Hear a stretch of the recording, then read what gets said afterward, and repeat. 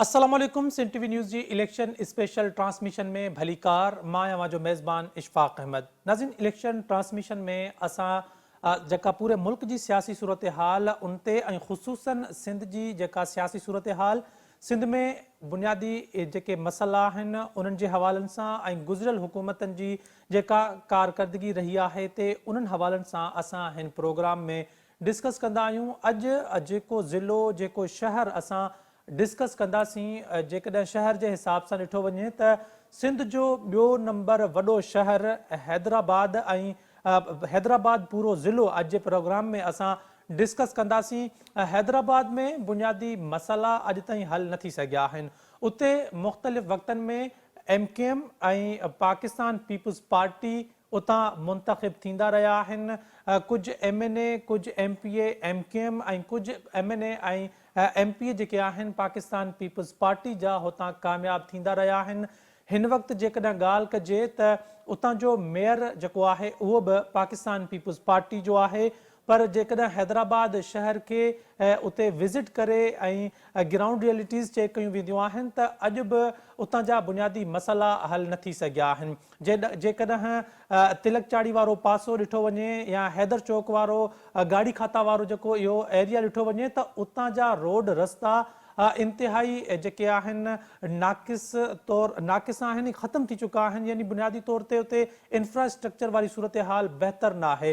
रोडनि ते गटरनि जो पाणी बीठल आहे। तिलक चाड़ी वारे पासे ट्रैफ़िक जा जेके मसइला आहिनि उहे हिन वक़्त ताईं हल न थी सघिया आहिनि। ऑटोबान रोड वारी सूरत हाल ॾिसिजे त जिथे वॾा वॾा ब्रांड्स जेके आहिनि ऑटोबान रोड ते बिज़नेस करे रहिया आहिनि, पर उन रोड जी सूरत हाल कंहिं ॿाराड़ी जे भॻल टुटल रोड खां बि बदतर सूरत हाल आहे। अहिड़ी सूरत हाल जेकॾहिं क़ासिमाबाद जी ॾिठी वञे त उते बि साॻी सूरत हाल आहे। वरी लतीफ़ाबाद वारो पासो जेकॾहिं ॾिठो वञे त उते बि बरसातुनि खां पोइ मुख़्तलिफ़ इलाइक़नि में महीननि जा महीना उते पाणी बीठल रहंदो आहे, पर उते का बि हुकूमत नाले या हुकूमती मशीनरी नाले का शइ उते नज़र छो नाहे ईंदी। अॼु हैदराबाद ज़िले ते जॾहिं पाण ॻाल्हाईंदासीं त ॾिसंदासीं त माज़ी में हितां केरु केरु कामयाबु थींदो रहियो आहे। 2024 वारी इलेक्शन में उतां जो सियासी माहौल छा आहे ऐं कहिड़ो उम्मीदवार कहिड़ी पार्टी कहिड़े इलाइक़े मां कामयाबी हासिल करे सघे थी। माज़ी में जिथां MKM कामयाब थींदी रहंदी हुई त हुते हिन वक़्तु MKM जी सियासी सूरत हाल छा आहे। पाकिस्तान पीपुल्स पार्टी केतिरो वोट बैंक जेको आहे पाण ॾांहुं अट्रैक्ट करे सघे थी MKM जो, या MKM पंहिंजूं सीटूं केतिरे हद ताईं रिटेन करे सघे थी। इन सॼी सूरत हाल ते अॼु पाण प्रोग्राम में ॻाल्हाईंदासीं। सभिनी खां पहिरियां नज़र था विझूं त 2018 वारी चूंडुनि में हिते केरु केरु कामयाबु थींदो रहियो आहे। ज़िले में क़ौमी असेंबली जी सीटुनि जो अंग 2018 वारी चूंडुनि में 3 हुयो। NA 225 जी ॻाल्हि कजे त हितां पाकिस्तान पीपुल्स पार्टी जो उम्मीदवार तारिक शाह जामोद कामयाब थियो हुयो, जंहिं ख़ावंद बख़्श झीजो PTI जे उम्मीदवार खे शिकस्त ॾिनी हुई। NA 226 हैदराबाद जी ॻाल्हि कजे त 2018 में साबिर क़ाइम ख़ानी MKM जो उम्मीदवार हितां कामयाब थियो हुयो, जंहिं PTI जे उम्मीदवार जमशेद शेख के शिकस्त ॾिनी हुई। NA 227 हैदराबाद जी ॻाल्हि कजे त 2018 में इहा सीट बि MKM जे उम्मीदवार सलाहुद्दीन पंहिंजे नाले कई हुई, जंहिं PTI जे उम्मीदवार Q मोहम्मद हाकिम खे शिकस्त ॾिनी हुई। अहिड़ी तरह जेकॾहिं हाणे ॻाल्हि कजे 2013 वारी चूंडुनि जे हवाले सां त ज़िले में उन वक़्तु बि क़ौमी असेंबली जा 3 तक हुया, जिते जेको आहे कुझु ते पाकिस्तान पीपुल्स पार्टी ऐं कुझु ते MKM जेका आहे उहा कामयाब थी हुई। ॻाल्हि कजे NA 219 हैदराबाद जी त ख़ालिद मक़बूल सिद्दीकी 2013 में MKM जी सीट प्लेटफॉर्म तां हितां कामयाब थियो हुयो, जंहिं पाकिस्तान पीपुल्स पार्टी जे उम्मीदवार अली मोहम्मद सहतो खे हितां शिकस्त ॾिनी हुई।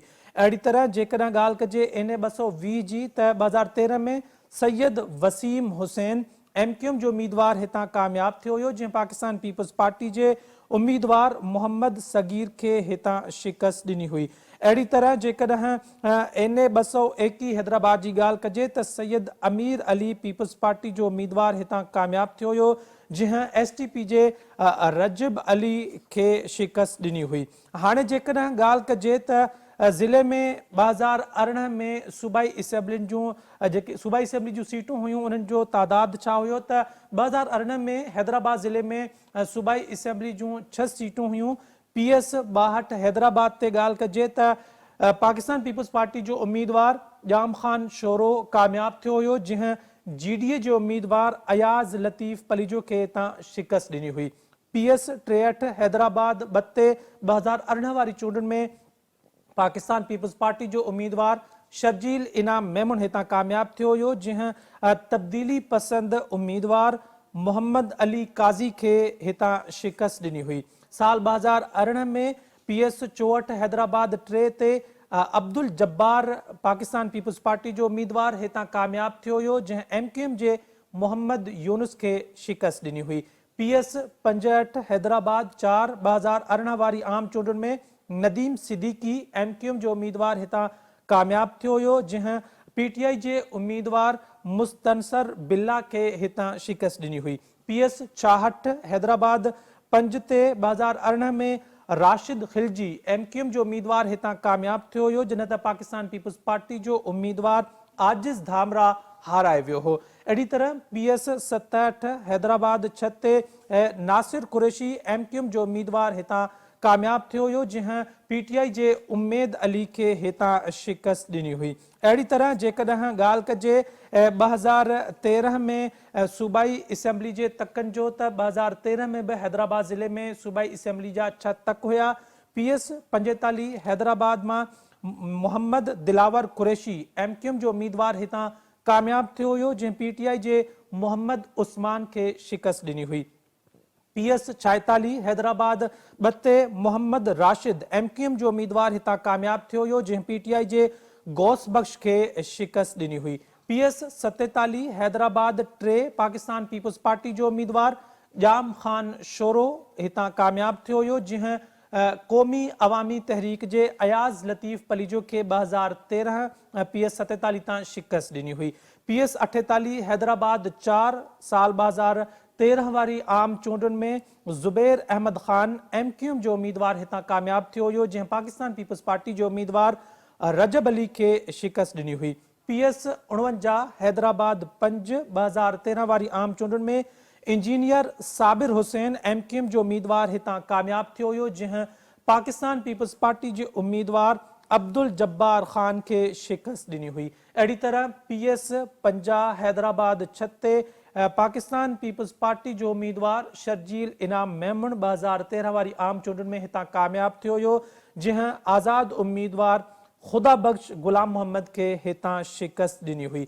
हाणे जेकॾहिं ॻाल्हि कजे हैदराबाद जी हिन वक़्त जी जेका सियासी सूरत हाल आहे, 2024 वारी जेका इलेक्शन आहे, आम चूंडूं आहिनि, उन में सियासी सूरत हाल छा आहे त सभिनी खां पहिरियां हैदराबाद ज़िले जी आबादी 2023 जी मरदमशुमारी मूजिबि 24,32,540 जेका आहे या टोटल आबादी आहे, जंहिंमें टोटल वोटर्स जो तादाद 12,25,147 आहे, जंहिंमें मर्द वोटर्स जो तादाद 6,62,713, जॾहिं त औरत वोटर्स जो तादाद 5,62,434 आहे।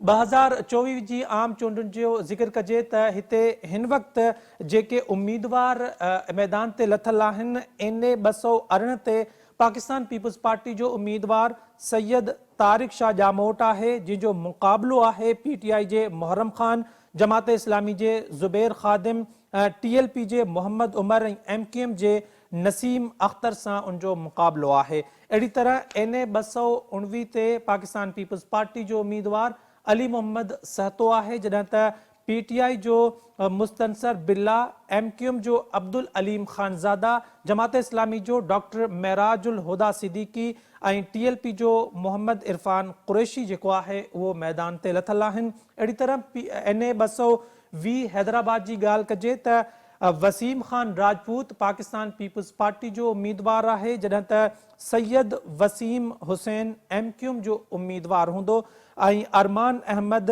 जमात इस्लामी जो हिते उनजो मुक़ाबलो करे रहियो आहे। हाणे जेकॾहिं ॻाल्हि कजे त हिन ज़िले में सूबाई तकनि जे हवाले सां त सूबाई तक PS 60 ते पाकिस्तान पीपल्स पार्टी जो उम्मीदवार जाम खान शोरो आहे, जिनजो मुक़ाबलो PTI जे अफरोज़ शोरो ऐं GDA जे अयाज़ लतीफ़ पलीजो सां आहे।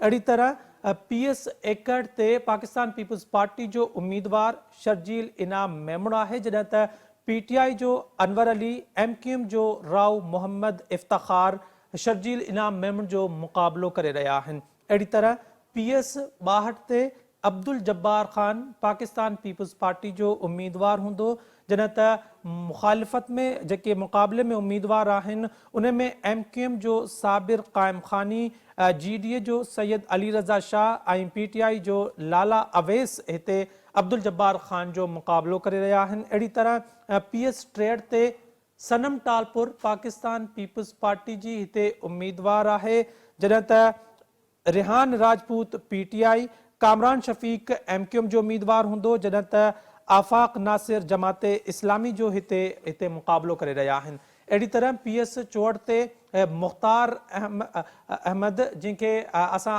आम तौर ते आजिज़ धामरा जे नाले सां सुञाणींदा आहियूं, उहो पाकिस्तान पीपल्स पार्टी जो उम्मीदवार हूंदो, जंहिंजो मुक़ाबलो नईमुद्दीन PTI जो उम्मीदवार ऐं मोहम्मद राशिद ख़ान MQM जो हिते उम्मीदवार जेके आजिज़ धामरा जो मुक़ाबलो कंदा। PS 65 हैदराबाद जी ॻाल्हि कजे त हाजी फरीद कुरैशी पाकिस्तान पीपल्स पार्टी जो उम्मीदवार हूंदो, जंहिंजो मुक़ाबलो MQM जे नासिर हुसैन कुरैशी ऐं PTI जे शुएब शौकत सां मुक़ाबलो आहे। जेकॾहिं टोटल पोलिंग स्टेशन्स हिन ज़िले में ॾिठियूं वञनि त हिन ज़िले में 8 फरवरी ते 878 पोलिंग स्टेशन्स टोटल क़ाइमु कयूं वेंदियूं ऐं जेका हैदराबाद जी सियासी सूरत हाल आहे उहा सॼी सियासी सूरत हाल अॼु जे प्रोग्राम में अवां सां शेयर कंदासीं त हिन वक़्तु उतां जो माहौल छा आहे ऐं उते कहिड़ा कहिड़ा उम्मीदवार कहिड़े तक में वधीक मज़बूत आहिनि, कहिड़ी पार्टी वधीक मज़बूत आहे, छा जेके GDA जे प्लेटफॉर्म तां उतां मुक़ाबलो करे रहिया आहिनि उहे पाकिस्तान पीपल्स पार्टी खे टफ टाइम ॾेई सघनि था या शिकस्त ॾेई सघनि था, या जेका MQM जा एरिया हमेशह रहिया आहिनि, जेके स्ट्रॉन्ग होल्ड रहियो आहे MQM जो, उहे MQM पंहिंजूं सीटूं रिटेन करण में कामयाबु थींदी या उतां बि पाकिस्तान पीपल्स पार्टी को वॾो सरप्राइज़ ॾेई सघे थी मुखालिफ़नि खे। ऐं सॼी सूरत हाल ते अॼु जे प्रोग्राम में ॻाल्हाईंदासीं। इलेक्शन ट्रांसमिशन जो सिलसिलो जारी आहे, हिते वक़्तु थियो आहे ब्रेक जो, असां सां गॾु रहिजो।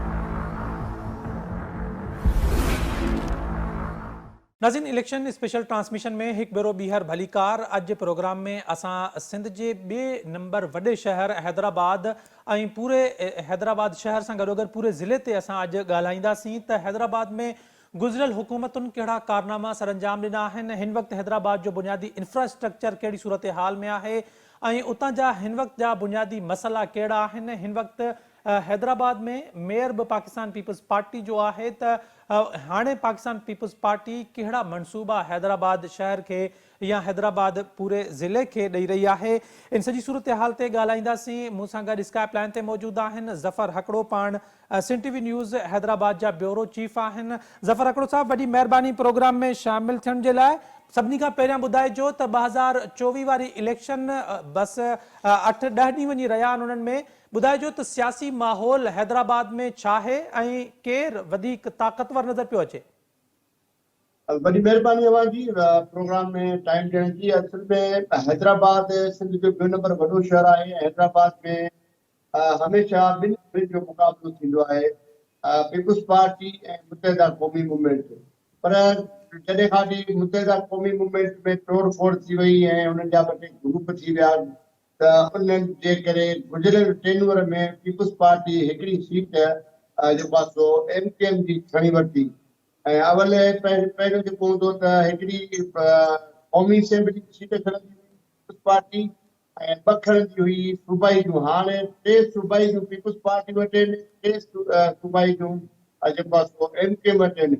सरगर्मियूं त तमामु घणी तेज़ी सां जारी आहिनि ऐं जेके बि मुख़्तलिफ़ सियासी समाजी तंज़ीमूं आहिनि या मज़हबी तंज़ीमूं आहिनि, हैदराबाद में क़ौम परस्त जमायतूं बि हिन वक़्तु मुक़ाबले में लथल आहिनि। उन्हनि जा राति सिज लहण खां पोइ तक़रीबन गानर गॾिजानियूं ऐं नारेबाज़ियूं ऐं जेके जशन आहिनि उहे मुख़्तलिफ़ इलाइक़नि में मुख़्तलिफ़ रोडनि रस्तनि ते तमामु घणी राति जे टाइम ते गहमा गहमी हूंदी आहे। उमेदवार पाण बि हूंदा आहिनि, उमेदवारनि जा पंहिंजा माण्हू बि हूंदा आहिनि।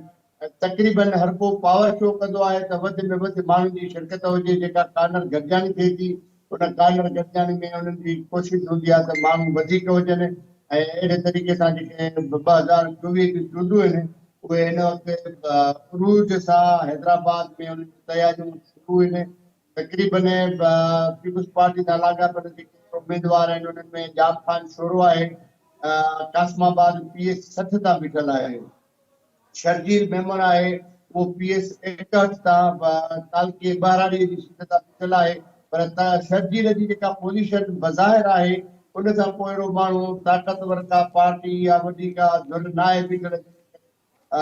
हू ईअं सम्झो त हुनजी सीट आराम सां निकिरी वेंदी। हुनखे वर्क जी ज़रूरत नथी पए, वर्क तमामु स्मूथली करे थो।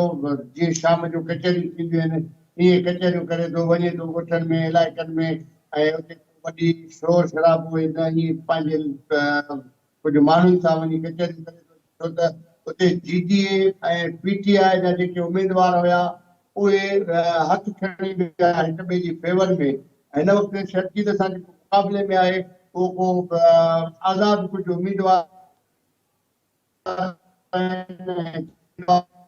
उहे बीठल आहिनि। बाक़ी हाणे जेकॾहिं ॻाल्हि कजे हैदराबाद जे कासमाबाद वारी सीट ते में PS 60 जंहिंखे चऊं था पाण, PS 60 ते जाम ख़ान शोरो अॻूणो सूबाई वज़ीर आहे।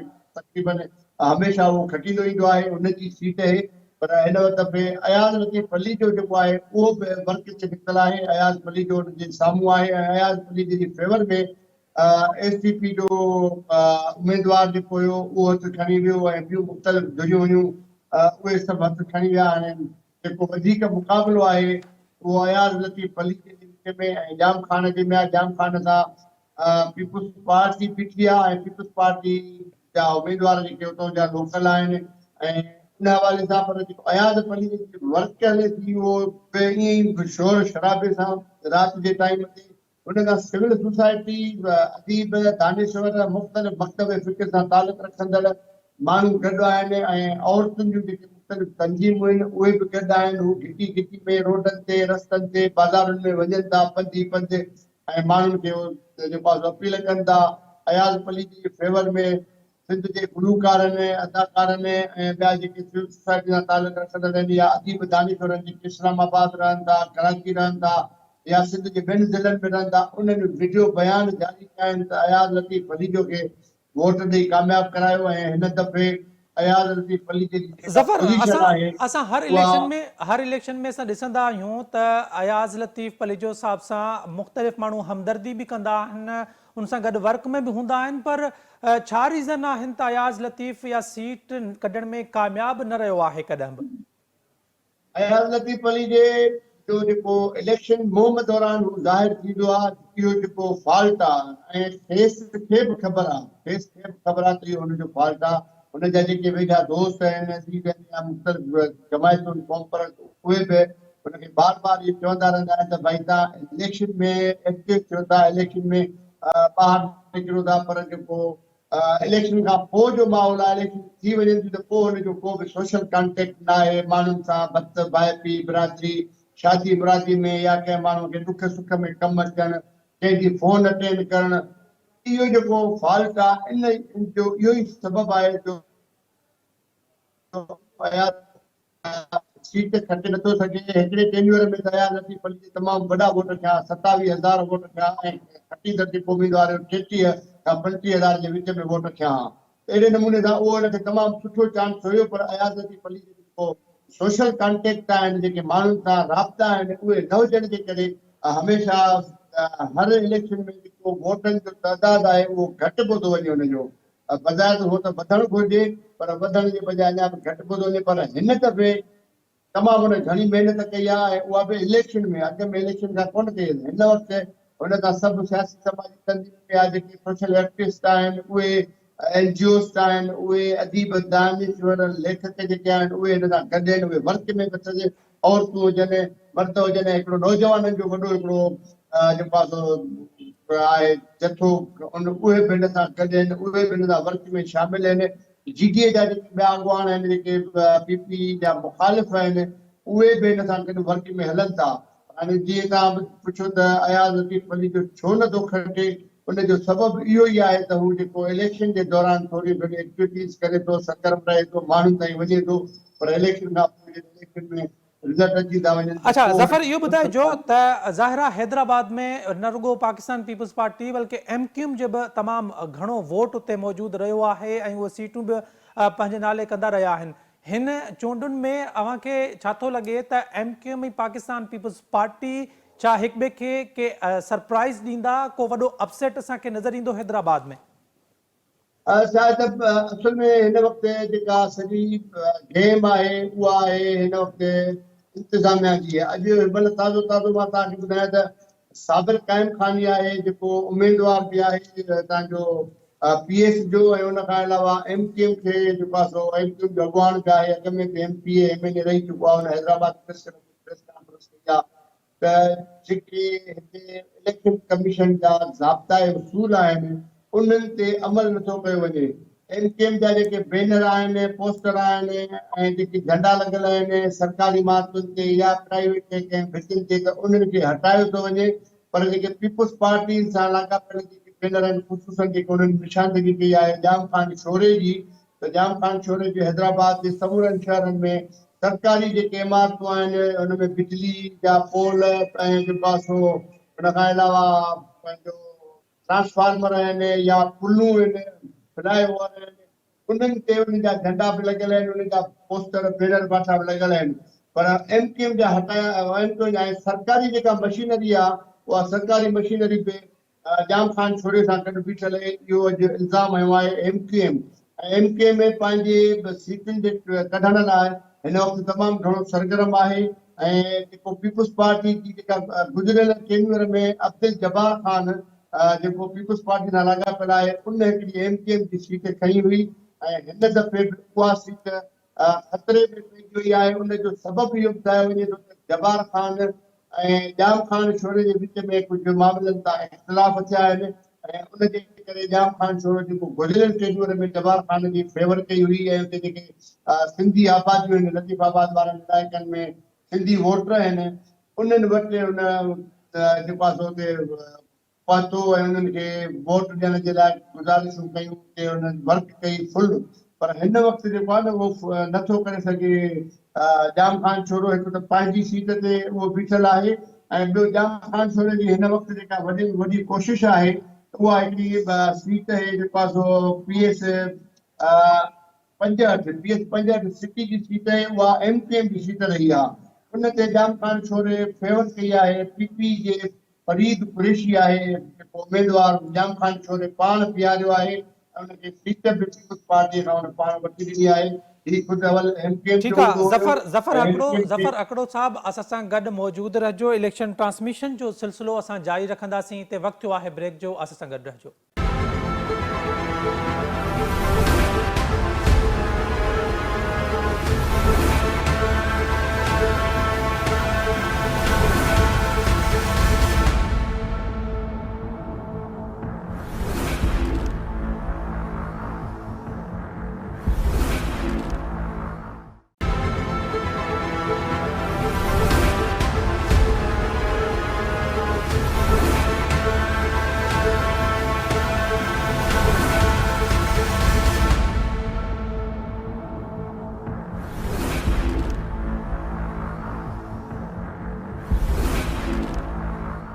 नाज़रीन, इलेक्शन ट्रांसमिशन में हिकु भेरो ॿीहर भलीकार हैदराबाद जी सियासी सूरत हाल ते अॼु जे प्रोग्राम में असां ॻाल्हायूं पिया त हैदराबाद में गुज़िरियल हुकूमतुनि कहिड़ा कारनामा सर अंजाम ॾिना आहिनि। ज़फ़र हकड़ो असां सां गॾु मौजूदु आहे, bureau chief Sindh TV news Hyderabad.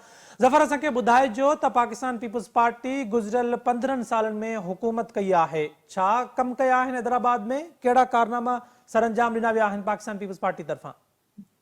People's party जे तरफ़ां कारनामा के ख़ासि त कोन्हनि के, बाक़ी हाणे हिकिड़ी शइ आहे जेका ओवरऑल सॼी सिंध जे अंदरि नज़र आया आहिनि, रोड रस्ता ऐं हैदराबाद जी जेका एंट्रेंस हुई उनखे ठाहियो वियो आहे। हैदराबाद जे 15 साल जे टेन्योर में जेके हैदराबाद कासिम चौक खां वठी पूनम चौक ऐं कासिमाबाद तरफ़ आहे जेको रोड अचे थो, उहो उन रोड खे तामीर कयो वियो आहे। उहो कारनामो हिकिड़ो साराह जो आहे, पर उहो बि कारनामो पीपुल्स पार्टी जो न आहे लिखियो वियो। उहो जॾहिं एफएक्स कमेटी ठही हुई, एफएक्स कमेटी जे चवण ते उते जेको कमिश्नर हुयो हैदराबाद जो ऐं डिप्टी कमिश्नर हुयो, उन्हनि ज़ाती कोशिशुनि सां ऐं पंहिंजी ख़ासि बजट सां उहे रोड ठाराया, रस्ता ठाराया। हिन वक़्तु कासिमाबाद जा जेके रोड रस्ता आहिनि उहे ठहियल आहिनि। बाक़ी जेके उर्दू आबादी जेके चऊं था लतीफ़ाबाद में बि उन्हनि जा कंहिं बि क़िस्म जा कम न आहिनि। ऑटोबान रोड हैदराबाद जो तमामु वॾे में वॾो हिन वक़्तु जे कंडीशन में आहे, उहो रोड उहो 10 खां 12 मिंट 15 मिंट बि उन रोड खे क्रॉस करण में लॻे थो। खॾा ई खॾा ऐं रोड मुकमिल तौर ते टुटी वियो आहे। कासिमाबाद जे अली पैलेस खां नसीम नगर ताईं हिकिड़ो रोड तामीर कयो वियो, मनपसंद ठेकेदारनि खे उहो ठेको ॾिनो वियो। उहो रोड थोरी मामूली जेका गुज़िरियल 2 महीना अॻु बरसाति पई, उन बरसाति में रोड उतां बि इहा साॻी सूरत हाल आहे त कंहिं बि क़िस्म जो। हाणे जेके मसइला इहे आहिनि त कारनामनि में जेके असांजी ॻाल्हि ॿोल थिए, तरक़ियाती कम थिया आहिनि, रोड ठहिया आहिनि, रस्ता ठहिया आहिनि, उन में कमीशन जो वॾो सिस्टम आहे। हिकु त कामोरो कमीशन थो वठे ठेकेदार खां, ॿियो वरी जेको सियासी माण्हू आहे जंहिंखे असां खणी चऊं त चूंडियल नुमाइंदा, उन्हनि जी कमीशन फिक्स आहे। ऐं उन खां अलावा वरी जेके उहे रोड ते वञनि था, जंहिं इलाइक़े में ठाहिनि था रोड, त उतां जा जेके जियाला आहिनि उहे ठेकेदारनि जे साम्हूं अचे बीह था रहनि त भाई असांजो सिस्टम किथे आहे, असांजो मामिलो किथे आहे। पोइ वरी उहे बि पोइ जॾहिं ठेकेदार प्रॉपर जॾहिं उहो कमु शुरूआत थो करे त उहो कमु 12 आना हुन जा पैसा जेके 12 आना हलिया था वञनि कमीशननि में, खर्चनि में। ज़फ़र, इहो ॿुधाइजो त असां वटि बदकिस्मती सां का हिकिड़ी पार्टी जेकॾहिं हुकूमत में ईंदी आहे त उहा ॾिसंदी आहे त कहिड़े इलाइक़े में मूंखे वोट न मिलियो या मुंहिंजा मुख़ालिफ़ आहिनि, इन करे उते कम नाहिनि कराया वेंदा। ऑटोबान रोड सां कहिड़ी दुश्मनी आहे इन्हनि सियासी पार्टियुनि जी? उहो त बिज़नेस हब आहे, उनखे छो न पियो ठाहियो वञे? ऑटोबान रोड सां बि इहा ई आहे त उते बि तक़रीबन उर्दू आबादी जो इलाइक़ो बि आहे, सिंधी आबादी बि आहे। लतीफ़ाबाद जा कुझु इलाइक़ा जेको 2 नंबर लतीफ़ाबाद आहे, 4 नंबर लतीफ़ाबाद आहे, उते सिंधी आबादी बि आहे, हिन पासे उर्दू आबादी बि आहे। पर जेको उते कारोबार आहिनि, कारोबार तक़रीबन उर्दू आबादी सां लाॻापियल माण्हू आहिनि, उन्हनि जा आहिनि। ऐं जॾहिं एमकेएम जो दौर हुयो त ऑटोबान रोड खे ठाहियो वियो। हाणे जॾहिं वरी पीपुल्स पार्टी जो दौर आहे, हिन वक़्तु मेयर बि पीपुल्स पार्टी जो आहे, पर हुनजे बावजूदि ऑटोबान जी एतिरी हालत ख़राब आहे, जीअं कंहिं ॿाराड़ीअ में का टुटल फुटल सड़क जंहिंखे चवंदा आहियूं या शाख जे मथां जेको रस्तो वेंदो आहे, कचो रस्तो, उहो कचे रस्ते खां बि हालत ख़राब आहे। हिन सां बि इहो इशू आहे। हाणे मसइलो आहे त हैदराबाद जा जेके इलाइक़नि में सिंधी आबादियूं आहिनि, सिंधी आबादियुनि में इलाही साकरा ॻोठ आहिनि, नंढा नंढा शहरी आबादियुनि जे विच इलाइक़े। पोइ हाणे उन्हनि खे न मुतहिदा क़ौमी मूवमेंट पंहिंजो थी करे, न पीपुल्स पार्टी पंहिंजो थी करे।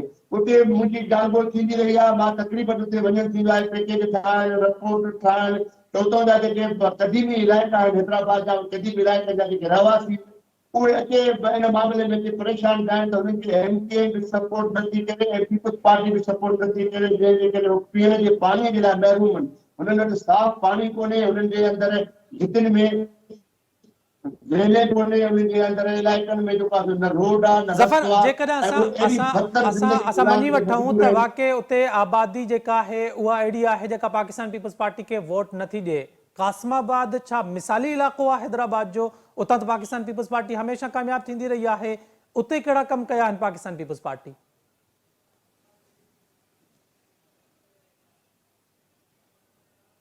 उते बि कासिमाबाद में इहा ई कासिमाबाद हमेशह पीपुल्स पार्टी खे वोट ॾिनो आहे। हाणे हिते वरी हिकिड़ी ॿी शइ नज़र थी अचे। हाणे असल में छा आहे त दुआबो हिकिड़ो पुराणो इलाइक़ो आहे, पुराणी आबादी आहे। कासिमाबाद खां अॻु में दुआबो चयो वेंदो हो, जो हुन में हिकिड़ी पटी ठहियल आहे, जेके पुराणा क़दीमी इलाइक़ा आहिनि। हुन में डूमरा रहंदा आहिनि, सुमरा रहंदा आहिनि, चांडिया रहंदा आहिनि, छोरा रहंदा आहिनि ऐं ॿियूं मुख़्तलिफ़ ज़ातियूं आहिनि, उहे रहंदियूं आहिनि। उन्हनि खे चयो वेंदो आहे दुआबो।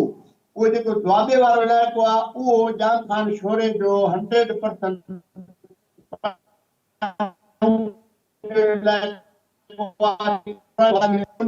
हिननि खे मिलंदा आहिनि।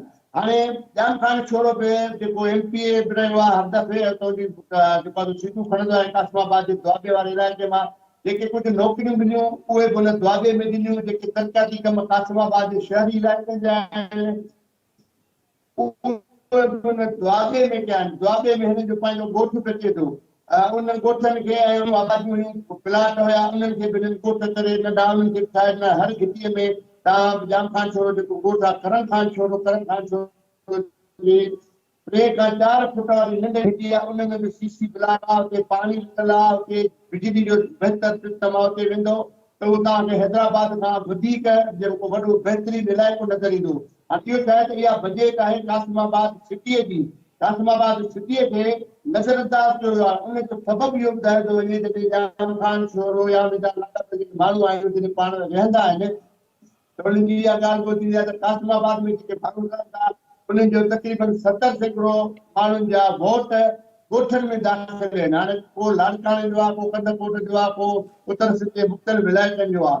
उनजे करे हू चवंदा आहिनि त कासिमाबाद मां खेनि फ़ाइदो मिले ई कोन थो। पर जेके कासिमाबाद में पढ़ियल गढ़ियल जेका आबादी आहे, उहे वोट ॾींदा आहिनि क़ौम परस्तनि खे, अयाज़ पली खे ॾींदा आहिनि, या को सुलझियल माण्हू बि वेंदो आहे त उहो उनखे वधीक जेको आहे अहमियत ॾेई उन्हनि खे वोट ॾींदा आहिनि। उनजे करे असांजे चूंडियल नुमाइंदनि साहिबनि जो जेको दिमाग़ कमु नथो करे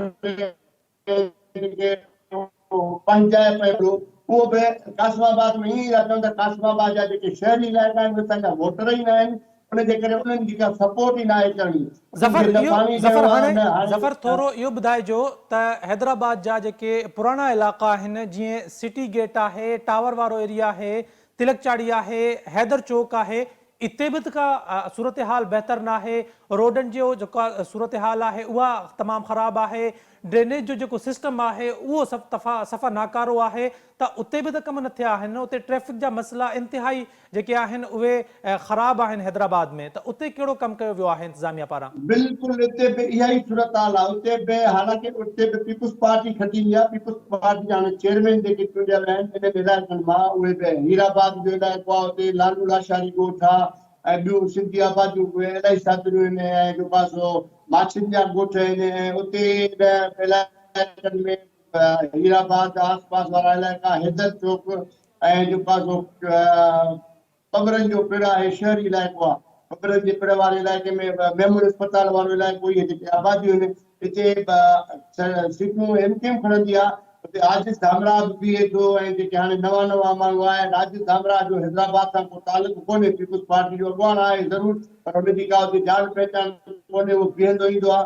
उहो कुझु ईअं मिड़ई जेकॾहिं कंहिं फंड्स मिलंदा आहिनि त थोरा घणा हुननि इलाइक़नि में ॾियनि था। हाणे हीराबाद वारे इलाइक़े में अली आबाद वारो इलाइक़ो आहे। गुज़िरियल तव्हांखे मां ॿुधायां त 2 टे ॾींहं अॻु जाम ख़ान छोरो अली आबाद वारे इलाइक़े में वियो पंहिंजी इलेक्शन मुहिम हलाइण। माण्हुनि एहतजाज कयो, सख़्त हुनजे ख़िलाफ़ नारेबाज़ी कई। हुनमें ज़फ़र आख़िर में मूंखे इहो ॿुधाइजो त सिंध काबीना में तमामु अहम वज़ीर शर्जील इनाम मेमून जो तक बि इन ज़िले में आहे। उन तक जी कहिड़ी सियासी सूरत हाल आहे ऐं हुते तरक़ियाती कम कहिड़ा थिया आहिनि? शर्जील इनाम मेमून जी जेकॾहिं ॻाल्हि कजे त शर्जील इनाम मेमून न थियण जो सबबु इहो आहे त शर्जील इनाम मेमून जो जेको इलाइक़ो आहे उहो मख़सूस ऐं नंढो इलाइक़ो आहे। हुन में तमामु घणा तरक़ियाती कम कराया आहिनि। हुनजो सोशल जेके तालुकात आहिनि उहे बि बहितर आहिनि ऐं उते नंढा नंढा जेके ॻोठ आहिनि, बिल्कुलु असां हुन ते हिकु दफ़ो न पर अलाए केतिरा दफ़ा सर्वे कई आहे त उते नंढनि नंढनि आबादियुनि में बि रोड रस्ता ठाहे ॾिना विया आहिनि।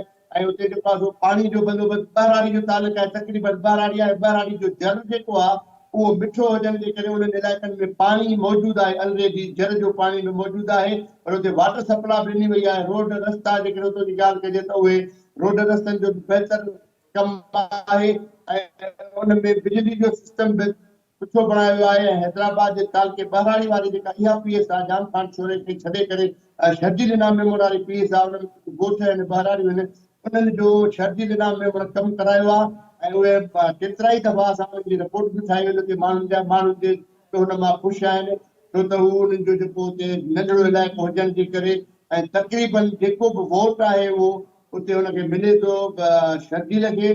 शर्जील जा हुते सुठा तालुकात आहिनि, उते पंहिंजे इलाइक़नि में हुन ज़मीनूं बि वरितियूं आहिनि, इलाही सारियूं ज़मीनूं जेके आहिनि इहो बि सबबु ॿुधायो वञे थो त तक़रीबन कटोजाम वारे इलाइक़े में शर्जील इनाम मेमोर जूं ऐं पीपुल्स पार्टी जी मर्कज़ी क़यादत ऐं आला क़यादत उन्हनि जूं बि ज़मीनूं आहिनि, जंहिंजे करे उन्हनि ॻोठनि खे रस्ता बि ॾिना विया आहिनि ऐं रोड पका बि ॾिना विया आहिनि, सीसी ब्लॉक बि ठाहिया विया आहिनि। बाक़ी हाणे टंडोजाम में थोरो ड्रेनेज जो इशू आहे, ड्रेनेज जो अञा ताईं मामिलो न थी सघियो आहे। जॾहिं बरसाति पवे थी त पोइ सॼो टंडोजाम शहर जे घिटियुनि रोड रस्तनि ते पाणी बीहजी वियो आहे, उहो अञा कमु थी न सघियो आहे।